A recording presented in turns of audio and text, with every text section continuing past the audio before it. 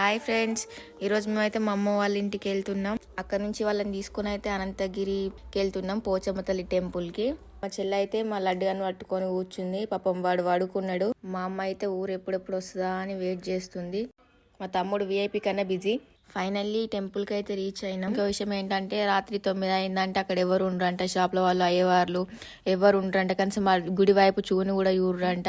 మాకు కూడా తెలీదు. మీకు ఎవరికైనా తెలిస్తే మాకు కామెంట్లో చెప్పండి. మస్తు షేడ్స్ ఉన్నారా నీలా అబ్బో కమలాసన్. ఇక మా అమ్మ అయితే దేవునికి బోనం వండుతుంది. మా డాడీ అయితే ఎవరి కోసమో వెయిట్ చేస్తుండు. మొత్తానికైతే అంతా కంప్లీట్ అయింది. మా డాడీ బోనం ఎత్తుతుండు దేవుని దగ్గరికి వెళ్ళనీకి. ఇక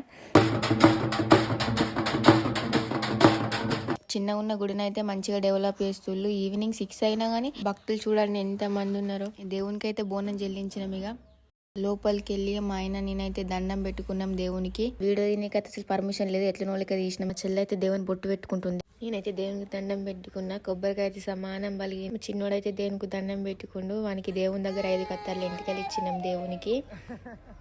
మా కోరిక అయితే నెరవేరాలని ముడుపు అయితే కట్టేసినాం. సబ్స్క్రైబ్ చేయడం అయితే మర్చిపోకండి ఫ్రెండ్స్.